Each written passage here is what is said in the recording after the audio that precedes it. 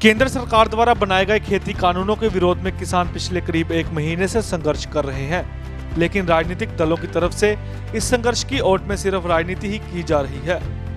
वहीं इस मसले के हल के लिए कोई भी प्रयास नहीं किए जा रहे। ऐसे में किसानों को पंजाबी सिनेमा जगत के स्टार योगराज सिंह का समर्थन मिला है, जिनके द्वारा किसानों के समर्थन में किसानों के धरनों में शमूलियत की जा रही है, ताकि किसानों की इस लड़ाई में वो अपना सहयोग दे सकें और खेती कानूनों के खिलाफ किसानों द्वारा जो संघर्ष शुरू किया गया है उसे अंजाम तक पहुंचाया जा सके। इस बारे में जब योगराज से बात की गई तो उन्होंने कहा कि कई बार संघर्ष काफी लंबे हो जाते हैं।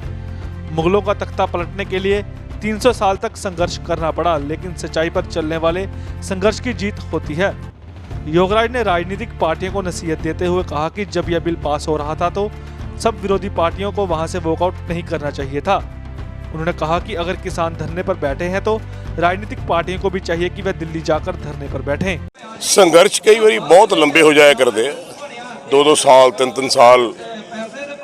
मुगलों का तख्ता पलटन वास्ते संघर्ष 350 साल चलिया, गुरु नानक देव जी तो लैके 10वें पातशाह तक बहुत सारे संघर्ष ने जिहड़े सच्चाई के दौर पर चलते हैं। जब सच की चक्की चलती है, रब चलाउंदा सच की चक्की, तो बड़ा बरीक पीसदी है, पर वो यहो जिहा पीसदी है कि मुड़ के वो चीज़ जुड़ती नहीं। सो मैं समझदा एक सच्चाई के तौर पर संघर्ष शुरू होया और इनू समा लगेगा, काफ़ी लगेगा। और जे अजे भी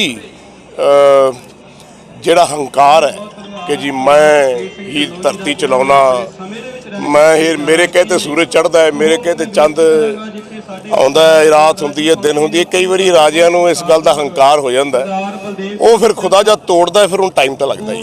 सर देखने दे विच आया कि सरकारां दे वजीर पंजाब दे वजीर दिल्ली जाते हैं, दिल्ली जाके धरना दिंदे ने, पर उत्थे गल सिर्फ ट्रेनां चलाउण दी हुंदी है, किसानां बारे कोई गल नहीं हुंदी। की कहना? बड़ी अजीब जी गल है। वैसे आपां सारे पढ़े लिखे बंदे हैं, तुसीं मुआज़िब प्रेस वाले, फादर ऑफ द नेशन, तुहानूं प्रणाम है। और तुसीं इस गल नूं मेरे तो ज़्यादा समझदे हो कि जब ये बिल पास हो रहे सी तो सारियां पार्टियां उत्थे खड़ियां सी ओपोजिशन च, और तुसीं वॉकआउट कर गए।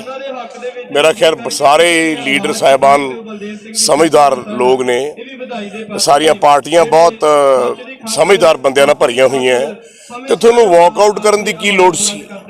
तुसीं उत्थे खड़दे, तुसीं रौला पाउंदे, तुसीं प्रेजिडेंट को जाते, तुहाडे कोल 90-80 MP तो सीगे, ते ਉਹ ਤਾਂ ਇਹ ਸਿਧਾਨ ਇਹੋ ਜਿਹਾ ਹੈ ਪਾਰਲੀਮੈਂਟ ਦੇ ਵਿੱਚ ਕਿ ਜੇ 99% ਵੀ ਲੋਕ ਰਾਜੀ ਹੋਣ ਤੇ 0.1% ਵੀ ਜੇ ਕਹਦੇ ਵੀ ਮੈਨੂੰ ਮਨਜ਼ੂਰ ਨਹੀਂ ਹੈ ਤਾਂ ਰੀਕਨਸੀਡਰ ਹੁੰਦਾ, ਤਾਂ ਉਹਦੇ ਉੱਤੇ ਦੁਬਾਰਾ ਸੋਚਿਆ ਜਾਂਦਾ। ਤੁਹਾਨੂੰ ਸਾਰਿਆਂ ਨੂੰ ਪਤਾ ਹੋਊਗਾ।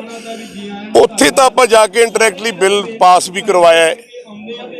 ਹੁਣ ਪੰਜਾਬ ਦੇ ਜੱਟ ਭੋਲੇ ਆ ਵਿਚਾਰੇ ਸਾਰੇ, ਹੁਣ ਇੱਥੇ ਆ ਕੇ ਆਪਾਂ ਐਂ ਵੀ ਕਰਨ ਲੱਗ ਗਏ, ਉੱਥੇ ਧਰਨੇ ਵੀ ਦੇਣ ਲੱਗ ਗਏ। ਚਲੋ ਇੱਕ ਚੰਗੀ ਗੱਲ ਹੈ, देखो चंगी गल तो कोई भी करे, आप इस गल नूं मान लेने आ, पर मैं भी हुण देखना चाहुंदा भी जिवें 33-34 दिन साडे धरने इत्थे साडे किसान, साडे मजदूर, साडे हर वर्ग का आदमी ला रहा है। तुसीं भी बैठो दिल्ली, सियासी पार्टियां जिन्नियां ने, लीडर साहिबान जाके बैठो प्रेजिडेंट के सामने, उहदे नाल गल करो, बिल जिहड़े हैगे रद्द करवा के लियाओ। ये ड्यूटी किहदी है?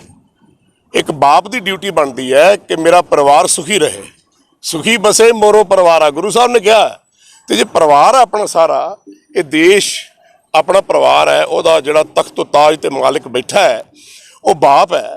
तो उस बाप नूं चाहिए भी मेरे बच्चे दुखी है, मेरे वड वडेरे दुखी है, मेरे सज्जन दुखी है, तो उन्होंने आप ही चाहिए मैं बिल रद्द कर दे क्योंकि लोगों को पसंद नहीं है। पठानकोट तो कैमरामैन अभिषेक भारद्वाज के नाल अजय सैनी की रिपोर्ट।